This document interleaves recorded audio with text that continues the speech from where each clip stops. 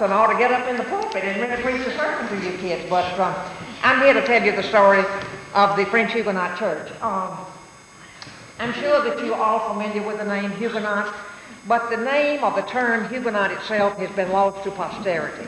We really don't know the real meaning of how it came about or where it originated or why these people were referred to as Huguenots. But the Huguenots, of course, were natives of France, and they were the Protestant segment of France. And these French Huguenots were severely persecuted for their religious faith. The Huguenots were followers of John Calvin, the famous French reformer during the Reformation, along with Martin Luther about the same time as Martin Luther was also practicing bringing about the Reformation. This all really came about as a result of the printing press, the invention of the printing press. This meant that for the first time in the history of the world, I suppose, people were able to sit down in their own homes and read their own Bibles in their own language and determine what they wanted to believe. But the Huguenots were very well-to-do people. They were well-educated people. They were skilled in the arts and crafts. They knew silversmiths, goldsmiths. They were crafters, weavers, silk merchants. They could do all kinds of things. But following the revocation of the Edict of Nantes by Louis XIV in 1685, they were so severely persecuted that they were forced to leave France. Actually, many of them were fleeing France prior to that time. The Edict of Nantes was a document issued in 1598 by the first Huguenot king of France, Henry of Navarre. And the Edict of Nantes was a document that gave total religious freedom to anyone of any faith, no matter whether you were Catholic, Protestant, Buddhist, whatever you were, Jewish, any faith of any kind. The Edict of Nantes gave total religious freedom to everyone. But unfortunately, the great-great-grandson of Henry of Navarre, Louis XIV, revoked the Edict of Nantes. But as I said, prior to that time, these people were so severely persecuted, they were forced to flee for their very lives. Their churches were burned. They couldn't raise their children in the Protestant faith. They closed their schools. They really had a horrendous time. So many of them fled to the Protestant countries of Europe, to France, to Germany, to Switzerland, to Belgium, down into South Africa. But the greatest majority of them went to England. In fact, so many of them went to England that they soon ran out of jobs for them in England. Because, as I said, these were well-to-do, educated people, and they were taking all the good jobs. So, through the courtesy of King Charles II, he put 45 French Huguenots on the ship Richmond. And they landed here in Charleston in 1680, April the 30th, 1680, down on the Battery. I'm sure you people will see the Battery today, and it's just a few blocks down the street. These 45 French Huguenots built the first church that was on this site about 7 years after they landed. Unfortunately, that first church had to be destroyed in a fire. It was not a pretentious church. We really have no record of what that church looked like, but it meant a lot to those people. But it had to be destroyed in a fire because back in those early days, there was no modern firefighting equipment such as we have today. And the only way they could halt the disastrous blaze was to dig a deep trench and blow it up with gunpowder. And the first church that was on this site was right in that direct line of blaze, and so it was destroyed and as a result of that fire. They did rebuild another church shortly thereafter, just a very simple little structure again that was of no significance. We really have no record of what that church looked like. But by that time, the Huguenot faith was beginning to sort of disintegrate or evaporate. These people were then speaking English. Their children were speaking English. They had been forced to attend another church since their own Huguenot church had been destroyed. So they had attended St. Philip's Church, St. Michael's Church, the Presbyterian Church, the Baptist Church, any Protestant denomination that would accept them, and of course they all did. And they decided they would rebuild, and they did, but again, the faith was sort of beginning to waver because they were so rapidly had become a part of the English-speaking community. So they decided that the only way that they could keep their Huguenot faith alive was to translate the liturgy of Neufchâtel and Valangin into English. This was from the Swiss cantons of Switzerland, where many of these French Huguenots had fled during their persecution. They translated this liturgy in 1835, and we still use this liturgy each and every Sunday in our worship services. It has not been changed one word since it was translated in 1835. They then decided that we must really build a church that is significant of our French culture, our French heritage, our French tradition, to keep the Huguenot faith alive. So they built this church in 1845, the third church to be built on the original site of the first church. They hired the famous Charleston architect Edward Brickell White. He was then Charleston's foremost architect and is still considered one of Charleston's foremost architects in all of its history. This church building is an architectural treasure of America because this was the first building in America that was designed in the Gothic Revival style of architecture. I think as soon as you come into this church, you almost have the feeling that you're in a miniature French cathedral because it is truly the essence of France. You can see the significance of France throughout. You can see the fleur-de-lis, the lancet windows, the quatrefoil, the trifoil, everything that is significant of France in this church is, I say, like a miniature French cathedral. Equally as much of a treasure as this church building itself is this marvelous organ. This organ is a musical treasure of America because it too is the last of its kind.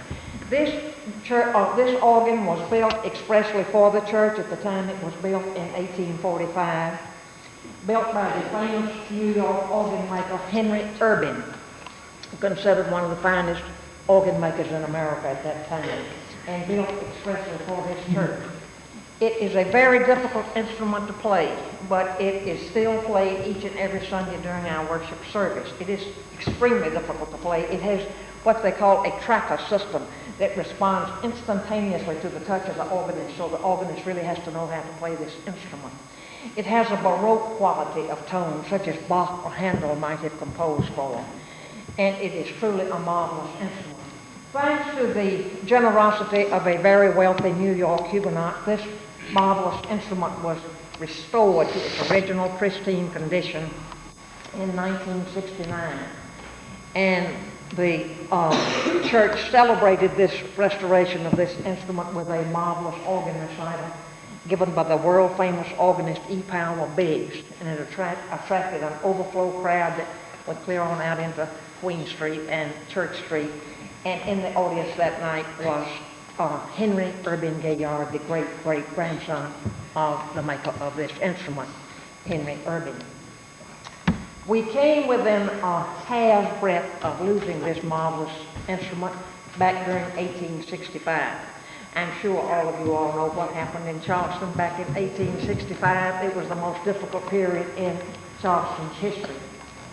This marvelous organ was very carefully removed from the church, was very carefully boarded up and crated, and it was discovered by the church organist, Mr. O'Neill, and it was on board a ship, all carefully crated and boarded up, ready to be shipped north to New York.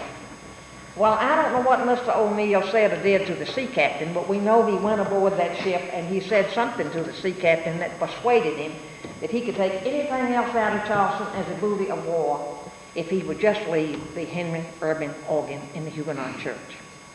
Well, at that time, the church was under severe bombardment. We thought we'd better not press our luck a second time while it was still all crated and boarded up. So they took the organ down to the Grace Episcopal Church for safekeeping until the war was over.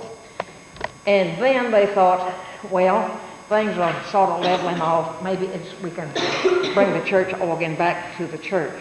About the time they were ready to bring it back to this church, they got the, I'm telling it wrong. They were going to take it up to Columbia.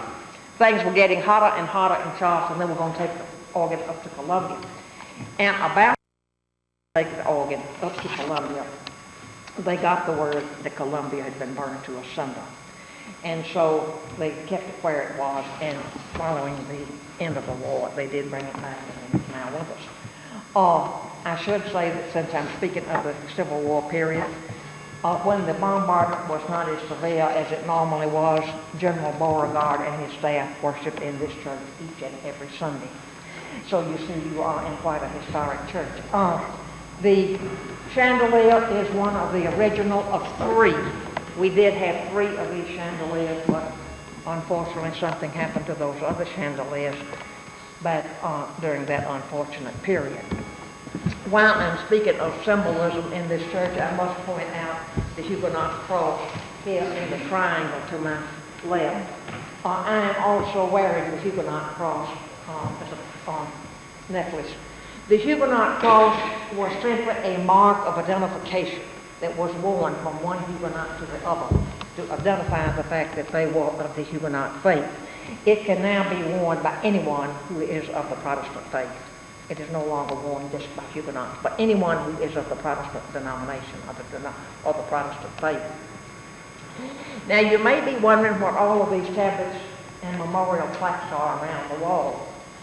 This is a memorial tablet to anyone of Huguenot descent.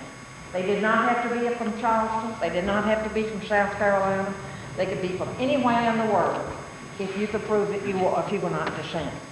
And you will notice that there are many, many famous names here that probably you as South Carolinians will recognize.